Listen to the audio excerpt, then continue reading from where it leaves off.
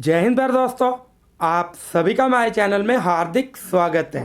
दोस्तों आज की वीडियो में हम बात करने वाले हैं Himachal Pradesh JVT entrance exam 2023 के बारे में। तो मैं आपको बता दूं, जो हमारा आज का सेशन है इसमें हम मैथमेटिक्स से रिलेटेड प्रैक्टिस सेट नंबर 3 को डिस्कस करेंगे। तो मुझे पूरी उम्मीद है आप इस वीडियो में शुरू से लेकर एंड तक बने रहेंगे। तो चलिए प्यारे दोस्तों, माँ सरस्वती का नाम लेके इस मोस्ट इंपोर्टेंट वीडियो को स्टार्ट करते हैं। जय माँ सरस्वती। तो यहाँ पे दोस्तों हमारा पहला क्वेश्चन कौन सा है, यदि दो संख्याओं का एलसीएम और एचसीएफ क्रमशः 8 और 96 है और हमें जो पहली संख्या है वो 24 दी गई हो तो दूसरी संख्या क्या होगी। अब देखिए दोस्तों, सबसे पहले हमने देखना है जो हमें चीज़ें हैं वो कौन कौन सी दी गई है। सबसे पहले एलसीएम दिया गया कितना है 8, एचसीएफ दिया गया कितना है 96। उसके अलावा हमें पहली संख्या भी दी गई है। हमें क्या कहा गया है, आपने यहाँ पे जो दूसरी संख्या है वो निकालनी है। अब मैं आपको बता दूं, यहाँ पे दूसरी संख्या निकालने का एक सिंपल सा फॉर्मूला रहता है जो कि आपने अपनी कॉपीज़ के ऊपर जरूर नोट करना है, क्योंकि ये जो क्वेश्चन है ये हर बार एग्जाम में पूछा जाता है। अब देखिए दोस्तों, मैं आपको बता दूँ दूसरी संख्या निकालने का यहाँ पे फॉर्मूला क्या रहेगा। तो आपने कॉपीज़ के ऊपर लिखना है एलसीएम मल्टीप्लाई एचसीएफ। फॉर्मूला क्या है, एलसीएम मल्टीप्लाई एचसीएफ अपॉन जो हमारी पहली संख्या है। पहली का मैंने यहाँ पे प लिखा है, संख्या का मैंने यहाँ पे स लिखा है। आपने यहाँ पे कंफ्यूज नहीं होना। तो ये हमारा जो फॉर्मूला है दूसरी संख्या निकालने का क्या बन रहा है, एलसीएम जो कि हमें दिया है 8, जो हमारा एचसीएफ है जो कि हमें दिया है 96, और जो हमें पहली संख्या वो भी दी गई है 24। यहाँ पे कोई भी दिक्कत नहीं होगी क्योंकि हर एक चीज़ हमें दी गई है। अब दोस्तों हम इसको सोल्व करेंगे। देखो एलसीएम कितना है 8 मल्टीप्लाई जो हमारा एचसीएफ है वो कितना है 96, और इसको किसके साथ डिवाइड करेंगे, पहली संख्या के साथ। पहली संख्या कितनी है 24। तो मैं आपको बता दूं, जब हम 96 को 8 के साथ मल्टीप्लाई करेंगे तो हमारा प्रोडक्ट कितना आएगा 768 अपॉन 24। तो देखिए दोस्तों यहाँ पे इनको काट के कितना आएगा 32। अब ये जो हमारे सोल्यूशन है इसको सिंप्लीफाई करने की उम्मीद तो मैं आपसे भी कर सकता हूँ। मैं ये चीज़ समझ सकता हूँ कि ये जो चीज़ें हैं वो आपको भी आती होगी। जैसे 768 को हमने 24 के साथ डिवाइड करना है तो ये जो चीज़ है वो इजी आप भी सॉल्व कर लोगे। तो यहाँ पे जो आंसर है वो रहेगा 32। यहाँ पे आपको फॉर्मूला पता लग गया है। इस तरह का कोई क्वेश्चन आएगा आपने इसी तरीके। क्वेश्चन नंबर 3 की तरफ बढ़ते हैं। यदि दोस्तों a cube plus B cube कितना है 72, और जो हमारा a और b है वो कितना दिया गया है 8, तो जो हमारा a प्लस बी है उसकी वैल्यू क्या रहेगी। अब देखिए दोस्तों, ऐसे क्वेश्चंस को सोल्व करने के लिए सबसे पहले मैं आपको बता दूं आपने क्या करना है, ये जो हमारा 8 वाला नंबर है इसको टैकल करना है। आपने ये जो 8 वाला नंबर है इसको टैकल कर लिया। अब आपने ये जो चीज़ें हैं वो भूल जानी है। अब मैं आपको बता दूं, ये जो हमारा 8 है आपने इसके गुण जो हमारे गुणखंड रहते हैं वो कर लेने हैं। जैसे हम एलसीएम निकालते हैं तो देखिए ये जो हमारा 2 है किसके साथ जाएगा 4 2 ज़ा 8। ये जो हमारा 2 है किसके 4 जो हमारा है वो किसके साथ जाएगा 2 के साथ, 2 2 ज़ा 4। तो जो हमारा 8 है उसके कौन कौन से यहाँ पे गुणखंड बन रहे हैं, 2 मल्टीप्लाई बाई 2 मल्टीप्लाई बाई 2। 8 के कौन कौन से गुणफल बन रहे हैं, देखिए दोस्तों 2 मल्टीप्लाई बाई 2 मल्टीप्लाई बाई 2। उम्मीद है ये जो चीज़ें आपको समझ आ गई होगी। अब यहाँ पे ये जो हमारे यहाँ पे नंबर्स लिखे हैं इनको हमने 2 पार्ट्स में डिवाइड कर देना है। देखिए जो पहला जोड़ा यहाँ पे बन रहा है 2 हमारा अकेला है इसलिए हम इसको अलग से छोड़ेंगे। अब देखिए 2 मल्टीप्लाई बाई 2 हमारा पहला पार्ट कितना आ गया 4, और यहाँ पे जो 2 है वो अकेला रह रहा है, ये हमारा कितना आ गया 2। तो यहाँ पे दोस्तों मैं आपको बता दूँ जो हमारा a है वो कितना रहेगा 4, और जो हमारा b है वो कितना रहेगा 2। आपने जो चीज़ें हैं उनको समझना है। हमने क्या किया, देखिए मैं दोबारा से समझा दूँ। हमने क्या किया, यहाँ पे हमें a भी दिया गया है 8। हमने क्या किया 8 का यहाँ पे एलसीएम निकाल लिया, इसके जो गुणफल रहते हैं उसको हमने निकाल लिया। तो दोस्तों यहाँ पे होगा 2 किसके साथ जाएगा 4 के साथ, यहाँ पे 4 है ये जाएगा हमारा 2 के साथ। जो हमारा 8 है उसके गुणफल क्या बन रहे हैं दोस्तों मैं आपको बता दूँ, यहाँ पे बन रहे हैं 8 के 2 मल्टीप्लाई बाई 2 मल्टीप्लाई बाई 2। अब देखिए दोस्तों यहाँ पे हमने पहला जोड़ा बना लिया। यहाँ पे जो दूसरा नंबर है इसका जोड़ा नहीं बनेगा क्योंकि ये अकेला है। तो यहाँ पे फर्स्ट पार्ट हमारा ये आ गया, सेकंड पार्ट हमारा ये आ गया। जो हमारा फर्स्ट पार्ट है उसको 2 मल्टीप्लाई बाई 2 कितना आ गया 4, और जो हमारा सेकंड पार्ट है 2 वो अकेला ही रह गया। तो यहाँ पे जो हमारा a है वो कितना आ रहा है 4, और जो b है वो कितना आ रहा है 2। अब यहाँ पे अकॉर्डिंग टू क्वेश्चन हमसे क्या चीज़ पूछी गई है, a प्लस बी। तो यहाँ पे जो हमारा a है वो तो आ गया है 4, और जो बी है वो कितना आ गया है 2। तो हमने बता देना a प्लस बी कितना रहेगा, 4 प्लस 2 कितना रहता है 6। तो मुझे उम्मीद है ये जो कॉन्सेप्ट है ये भी आपको क्लियर हो गया होगा। तो दोस्तों अगले क्वेश्चन की तरफ बढ़ते हैं। क्या दिया गया है, एक शंकु का आयतन ज्ञात करें जिसकी जो त्रिज्या है वो कितनी है दोस्तों, रेडियस कितनी दी गई है 7 सेंटीमीटर, और उसकी जो हाइट है उसकी जो ऊंचाई है वो कितनी दी गई है 15 सेंटीमीटर। अब देखिए दोस्तों यहाँ पे सबसे पहले जो हमारी त्रिज्या है इसको हम क्या कहते हैं, रेडियस। हमने लिख लेनी है आर कितनी है हमारी 7 सेंटीमीटर, वो जो हमारी हाइट है एच कितनी है दोस्तों यहाँ पे 15 सेंटीमीटर। आपने कॉपी के ऊपर लिखना है आर लिखनी है 7 सेंटीमीटर और जो हमारी हाइट है वो लिखनी है 15 सेंटीमीटर। अभी हमने इसका क्या निकालना है, आयतन। अब देखिए दोस्तों ऐसे जो क्वेश्चंस है इनको सोल्व करने का कोई भी शॉर्ट ट्रिक नहीं है, क्योंकि यहाँ पे दोस्तों इनसे रिलेटेड फॉर्मूलाज रहते हैं।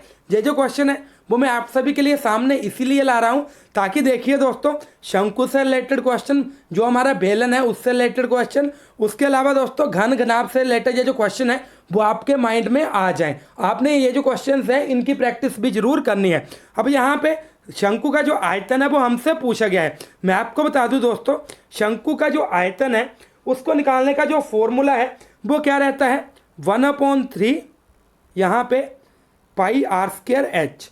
जो हमारे यहाँ पे ये जो फॉर्मूला है वो क्या रहेगा, शंकु का आयतन निकालने का 1/3 पाई आर स्क्वायर एच। यहाँ पे मैं आपको बता दूं ये जो हमारा पाई है आप सभी को भी पता होगा, इसकी जो वैल्यू है वो कितनी रहती है 22/7, 22/7। तो चलिए इस क्वेश्चन को सॉल्व करते हैं। यहाँ पे जो फॉर्मूला है मुझे उम्मीद है आपने कॉपी के ऊपर लिख लिया होगा 1/3 पाई आर स्क्वायर एच। अब देखिए दोस्तों यहाँ पे जो हमारा 1/3 हमने ऐसे लिख लिया और जो हमारा पाई है उसकी वैल्यू कितनी है 22/7, ये भी हमने लिख लिया। अब देखिए दोस्तों हमारे पास आगे क्या है आर स्क्वायर एच। आर हमारी रेडियस कितनी है 7 स्क्वायर है, इसका क्या मीनिंग हुआ 7 × 7, 7 × 7 इसका ये जो मीनिंग है वो रह रहा है। अगर यहाँ पे लिखा होता 7 की क्यूब तो इसका क्या मीनिंग रहना था 7 × 7 × 7। यहाँ पे क्या दिया गया है 7 स्क्वायर, इसलिए हमने क्या करना जो हमारा 7 है उसको हमने 2 टाइम लिख लेना है। अभी तक हमने क्या करा 1/3 मल्टीप्लाई जो हमारा पाई है उसकी वैल्यू रहेगी 22/7 और जो हमारी रेडियस है आर है वो कितनी है 7, तो 7 स्क्वायर है, हमने 7 × 7 यहाँ पे कर लिया। और जो हमारी हाइट है वो कितनी है 15, एच हमारा कितना है 15। अब देखिए दोस्तों इस 7 के साथ ये वाला 7 चला गया और ये जो हमारा 3 है इसके साथ क्या जाएगा हमारा 15, 3 × 5 = 15। तो यहाँ पे अभी जो हमारे पास इक्वेशन है वो क्या आ रही है, यहाँ पे हमारे पास कौन कौन से नंबर आ रहे हैं 1 × 22 × 7 × 5। तो यहाँ पे दोस्तों इक्वेशन क्या आ रही है 22 × 7 × 5। तो मैं आपको बता दूं यहाँ पे अगर आप यहाँ पे इसको सोल्व करोगे 22 × 7 × 5 तो मैं आपको बता दूं जो आपका आंसर है वो कितना आने वाला है। तो देखिए दोस्तों यहाँ पे जो आपका आंसर है वो कितना आने वाला है 770 यहाँ पे दोस्तों क्यूब सेंटीमीटर, घन सेंटीमीटर। इसकी जो इकाई है वो आपने याद रखना है, जब आप इसका आयतन निकालेंगे तो आप यहाँ पे सेंटीमीटर जो क्यूब है वो 100% लगाएंगे। ये इसका रूल है जो कि आपने माइंड में रखना है। तो दोस्तों यहाँ पे हमने कोई भी ट्रिक नहीं अपनाया, सिंपल सा फॉर्मूला था उसको अप्लाई करके जो आंसर है वो हमने निकाला। आपने भी इस तरह के क्वेश्चन की ट्राई करनी है। आगे दोस्तों क्वेश्चन नंबर 5 है। क्या पूछा गया है, एक बेलन की त्रिज्या 5 सेंटीमीटर है और उसकी जो हाइट है उसकी जो ऊंचाई है 14 सेंटीमीटर है, तो उसका जो आयतन है वो क्या रहेगा।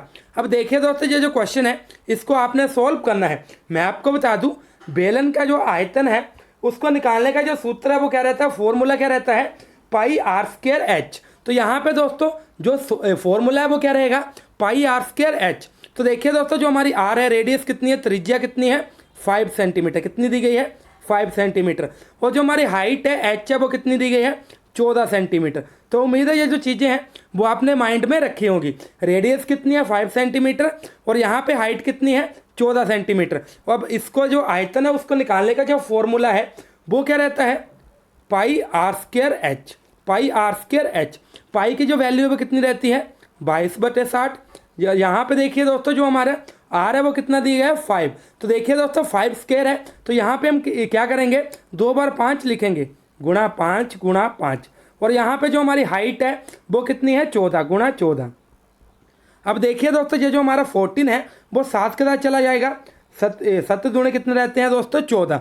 अब हमारे पास अभी क्या बच रहा है 22 गुणा 5 गुणा 5 गुणा 2, क्या बच रहा है दोस्तों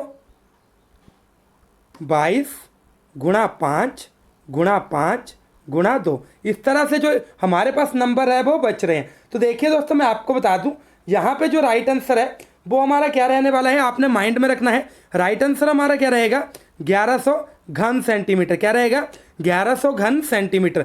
ये जो हमारा ऑप्शन नंबर बी है वो बिल्कुल ही सही रहेगा। मुझे उम्मीद है ये जो चीज़ है वो आपने अपने माइंड में रखी होगी। तो दोस्तों अभी हम जो अपना नेक्स्ट क्वेश्चन है उसकी तरफ चलते हैं। तो मैं आपको बता दूं दोस्तों हमारा अगला क्वेश्चन कौन सा है, x square plus x minus 42। इसके हमने गुणनखंड निकालने हैं। क्या है दोस्तों x square minus x minus 42, इसके हमने क्या निकालने हैं गुणनखंड। अब देखिए दोस्तों यहाँ पे आप सभी को पता है यहाँ पे कुछ नहीं होता, वहाँ के क्या रहता है 1। अब देखिए जैसे यहाँ पे है x, तो x का क्या है दोस्तों कितने x है हमारे पास 1, तो यहाँ पे हम यहाँ पे 1 भी रख सकते हैं। अब मैं आपको बता दूं हमने क्या करना है, ये जो हमारा 42 है सबसे पहले दोस्तों आपने लिख लेना है 42, आपने लिख लिया 42। अगर आप यहाँ पे 1 वाला कॉन्सेप्ट अभी भी नहीं समझे तो आप वीडियो में आगे चल के समझ जाओगे। 42 हमने लिख लिया।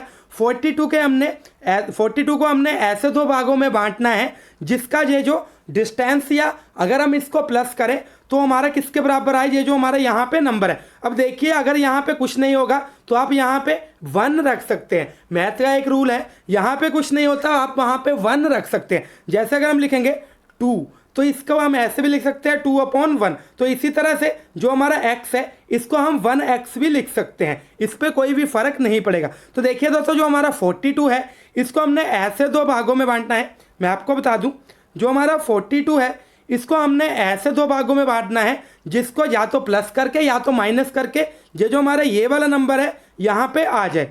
अब देखिए दोस्तों अगर हम बात करें 6 7 सा कितने रहते हैं 42, 6 7 कितने रहते हैं दोस्तों 42। अब यहाँ पे मैं आपको बता दूं आप सोच रहे होंगे कि आपने 6 7 क्यों किए, सत्तू शिके क्यों नहीं किए। मैं आपको बता दूं जो पहले वाला नंबर है उसी से हम स्टार्ट करते हैं। अगर ये जो यहाँ पे डिवीज़न है वो 3 के साथ होती तो हमने 3 के साथ ही करनी थी। ऐसा नहीं है कि हम जो पहले वाला बड़ा नंबर है वो हम लिखेंगे। अगर आप अभी भी नहीं समझे तो मैं आपको बता दूं तो देखिए दोस्तों यहाँ पे क्या है, जैसे 42 है अगर हमने यहाँ पे लिखा 42 तो अगर हम 7 6 सा करेंगे तो भी हमारा 42 आएगा, अगर हम 6 7 सा करेंगे तब भी हमारा जो 42 है वही आएगा। हमने कौन सा नंबर चूज़ करना है जिसमें हमारा छोटे वाला नंबर पहला हो, हमने ये वाला नंबर चूज़ करना है 6 7 सा 42। हमने 7 6 सा 42 वाला चूज़ नहीं करना। तो उम्मीद है आप यहाँ पे समझ के होंगे। तो हमने क्या किया, जो हमारा 42 है उसके हमने ऐसे दो भाग करने हैं जिसका जो या तो जोड़ या तो उनका जो माइनस करके कितना है जो यहाँ पे नंबर दिए गए हैं, यहाँ पे कितना है 1। तो देखिए दोस्तों हमने यहाँ पे क्या किया 6 और 7, 6 7 से कितने रहते हैं 42। जब हम इनको मल्टीप्लाई कर रहे हैं 42 आ रहे हैं, जब हम इनका जो डिस्टेंस है वो निकाल रहे हैं माइनस कर रहे हैं तो यहाँ पे कितने आ रहे हैं 1। अब देखिए दोस्तों आपने एक जो चीज़ है वो यहाँ पे ध्यान रखना, एक चीज़ का आपने यहाँ पे ध्यान रखना है। यहाँ पे कौन सा साइन है प्लस का, जो हमारे पहले वाली साइड साइन होगा वो हमने बड़े नंबर के साथ साइन लगाना है और जो साइन हमारा दूसरी वाली साइड होगा वो जो साइन है वो हमने छोटे नंबर वाले साइड लगाना है। अब हमने क्या करना, यहाँ पे हमारे पास क्या आ गया है, देखिए दोस्तों हमने यहाँ पे जो फ्रैक्शन है वो क्या करी थी -6 और 7। और हमने क्या ये जो चीज़ है वो हमने क्यों करी, क्योंकि देखिए दोस्तों यहाँ पे ये जो हमारा पहले वाली साइड है हमने ये जो साइन है वो बड़े नंबर वाले के साथ लगाना है और ये जो हमारी दूसरी वाली साइड है इस वाला साइन जो है वो हमने छोटे नंबर के साथ लगाना है। अब हमारे पास क्या आ गया -6 और 7। अब हमने इन दोनों के साथ जो हमारा x है उसको ऐड कर देना है। यहाँ पे माइनस है तो क्या बनेगा x -6, यहाँ पे क्या है दोस्तों प्लस है, यहाँ पे कोई भी साइन नहीं होता, वहाँ पे कौन सा साइन रहता है प्लस का, तो यहाँ पे है x + 7। तो मैं आपको बता दूं ये जो हमारा क्वेश्चन है इसका गुणनखंड कौन कौन से बने हैं x -6 और x + 7। उम्मीद है ये जो कॉन्सेप्ट है आप समझ गए होंगे। अगर नहीं समझे तो मैं दूसरा जो क्वेश्चन है वो भी इसी तरह का करूँगा जिससे आपको अच्छे से चीज़ें समझ आ जाएंगी। क्वेश्चन नंबर 7 की तरफ बढ़ते हैं। क्या दिया गया है x² + 17x + 72, इसके हमने क्या निकालना है गुणनखंड। अब देखिए दोस्तों यहाँ पे हमारे पास क्या है 72, क्या दिया गया है 72। हमने क्या करना है 72 को ऐसे दो भागों में बांटना है जिनको जोड़ या घटा करके जो हमारा ये बीच वाला नंबर है वो आए, मीन्स 17 आए। अब देखिए दोस्तों किस तरह से करेंगे हम। अगर करेंगे 8 9 सा, तो 8 9 सा कितने रहेंगे हमारे 72। 8 9 सा हमारे कितने रहते हैं 72। आप सोचोगे कि आपने 8 9 सा क्यों किया, आपने 9 8 सा क्यों नहीं किया। तो दोस्तों मैं आपको बता दूं, मैंने जो 9 8 सा है वो इसलिए नहीं किया क्योंकि यहाँ पे रूल है जो हमारा छोटे वाला नंबर है उसके साथ ही आप यहाँ पे मल्टीप्लाई करेंगे। ऐसा नहीं है कि आप लिख दोगे 9 8 सा, आपको इस तरह से लिखना होगा जो छोटे वाला नंबर है वो आपने हमेशा आगे रखना है। जैसे यहाँ पे अगर होता 11 5 सा, आपने यहाँ पे दोस्तों फिर क्या लिखना था 5 11 सा, तब आपने इस तरह से जो फैक्टर है वो करने थे। तो फिलहाल हम कहाँ तक पहुँचे हैं दोस्तों, यहाँ पे हमने जो 72 है उसको ऐसे दो भागों में बांटना है जिसको जोड़ या घटा करके कितना आना चाहिए 17। अब देखिए दोस्तों अगर हमने किया 8 9 सा, हमने क्या किया दोस्तों 8 9 सा, जब हम इन दोनों को मल्टीप्लाई कर रहे हैं 72 आ रहा है। जब हम इनका जो गैप है वो देख रहे हैं, जब इनको ऐड कर रहे हैं तो दोस्तों क्या आ रहा है, जब हम इनको ऐड कर रहे हैं तो कितना आ रहा है 17। ठीक है दोस्तों, कितना आ रहा है 17।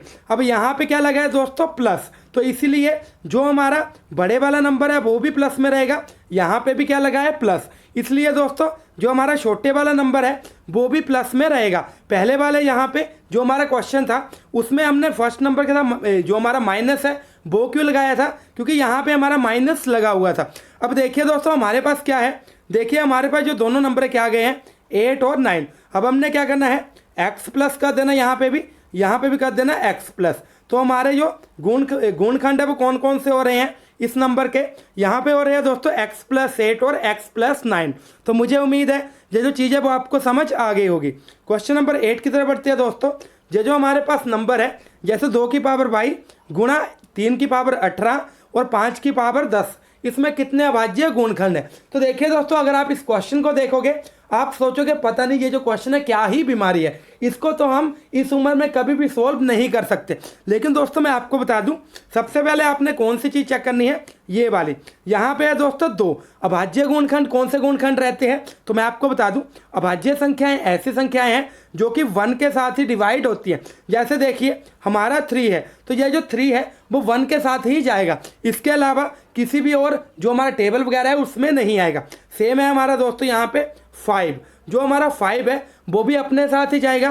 कहने का मीनिंग ये है यहाँ पे 2 भी हमारी अभाज्य संख्या है, 3 भी अभाज्य संख्या है और जो हमारा 5 है वो भी अभाज्य संख्या है। अब हमने यहाँ पे देखना है कितने अभाज्य गुणखंड है, इसको हमने कुछ नहीं करना, जो इनकी पावर्स है उनको हमने ऐड कर देना है 22 प्लस 18 प्लस 10। तो देखिए दोस्तों यहाँ पे कितना आ गया 10, 1 चला गया हमारा कैरी 3 4 5। तो यहाँ पे जो राइट आंसर है वो कितना रहेगा दोस्तों 50। तो मुझे उम्मीद है ये जो क्वेश्चन है वो आप समझ गए होंगे। अब देखिए दोस्तों जो हमारा 9th क्वेश्चन है वो थोड़ा अलग टाइप का है, आपने ऐसे क्वेश्चंस को भी समझना है। यहाँ पे दोस्तों क्या है 4 की पावर 10 गुणा 7 की पावर 15 गुणा 11 की पावर 22, इसके अभाज्य गुणखंड क्या है या इसके अभाज्य गुणखंड कितने हैं। अब देखिए दोस्तों आपने जो चीज़ें हैं वो ध्यान में रखनी है। पहले क्या था दोस्तों हमारा यहाँ पे 2 जो है वो अपने साथ या फिर 1 के साथ ही जाता था, लेकिन दोस्तों यहाँ पे क्या लिखा गया है 4, जो 4 है उसके तो गुणखंड जो है वो बन जाते हैं। 4 के क्या बनते हैं 2 मल्टीप्लाई बाई 2। तो यहाँ पे जो हमारा 4 है उसको तो हम तोड़ सकते हैं, लेकिन यहाँ पे हमें ऐसे नंबर चाहिए थे जिसको कि हम तोड़ ना सके। अब देखिए दोस्तों मैं आपको बता दूं, सबसे पहले हमने क्या करना है, हमने क्या किया जो हमारा 4 है उसको इस तरह से लिखा ना 2 मल्टीप्लाई बाई 2। सबसे पहले हमने क्या किया, जो हमारा 4 है इसको हमने क्या कर दिया 2 की पावर 2 और इस सारे की पावर कितनी कर दी 10। ठीक है दोस्तों, यहाँ पे ये हमारा बन गया 4 और 4 की पावर कितनी है 10। उम्मीद है ये चीज़ें आपको समझ आ रही होगी। बाकी जो चीज़ें हमने एज इट इज़ ही लिख देनी है, मल्टीप्लाई 7 की 15 मल्टीप्लाई 11 की पावर 22। अब देखिए दोस्तों यहाँ पे जो चीज़ है वो आपने समझनी, क्या चीज़ समझनी है, अगर इस तरह से मल्टीप्लाई होगा एक जो पावर है अगर उसकी भी पावर दी गई होगी तो जो दोनों पावर है वो क्या हो जाती है मल्टीप्लाई, क्या हो जाती है मल्टीप्लाई। तो यहाँ पे क्या बनेगा दोस्तों 2 की पावर 2 है और उसकी पावर क्या है 10, तो यहाँ पे क्या बनेगा 2 की पावर 20। हमने जो पावर्स है उनको मल्टीप्लाई कर लिया, किस तरह से किया तो देखिए दोस्तों यहाँ पे बना 2 की पावर 20 गुणा 7 की पावर कितनी है 15 गुणा 11 की पावर कितनी है दोस्तों 22। अब यहाँ पे जो इनकी यहाँ पे पावर्स दी गई हैं इनको हमने प्लस करना है 20 15 और 22। यहाँ पे क्या है दोस्तों 20 प्लस 15 प्लस 22, ठीक है दोस्तों। तो यहाँ पे क्या होगा 7 आएगा, यहाँ पे कितना आएगा दोस्तों 5। तो यहाँ पे जो राइट आंसर है वो रहने वाला है 57। क्या यहाँ पे 57 दिया गया? नहीं दिया गया। राइट आंसर आएगा उपरोक्त में से कोई नहीं। मैं यहाँ पे आपको एक चीज़ और बता दूं, मैक्सिमम जो कैंडिडेट्स हैं यहाँ पे भी ऐसा आंसर दिया गया होगा उपरोक्त में से कोई नहीं। मान लो एक ऐसा कैंडिडेट है जिसका आंसर निकल रहा है जो कि हमें ऑप्शंस में नहीं दिया गया, और यहाँ पे एक ऑप्शन है उपरोक्त में से कोई नहीं। तो जो कैंडिडेट है वो ये सोचता है कि जो क्वेश्चन है वो मैंने गलत ही निकाला है। तो यहाँ पे दोस्तों आपने चीज़ों को समझना है। अगर इस तरह से दिया गया उपरोक्त में से कोई नहीं, तो वो जो हमारा ऑप्शन है उसका सही होने की भी जो यहाँ पे प्रोबेबिलिटी है वो बन सकती है। तो यहाँ पे आपने जो चीज़ें हैं वो समझनी है। आपने यही नहीं देखना कि इन तीनों में से जो आपका आंसर है वो आना चाहिए। अगर आपका कोई ऐसा आंसर आता है जो कि इन तीनों में से ना हो, तो आपने क्या चूज़ करके आना है? उपरोक्त में से कोई नहीं। तो दोस्तों मुझे उम्मीद है जो चीज़ें हैं वो आपको समझ आ गई होंगी। आगे इसी तरह की वीडियोज़ के लिए आपने हमारे चैनल को जरूर सब्सक्राइब करना है। Thank you. जय हिंद, जय भारत, जय हिमाचल।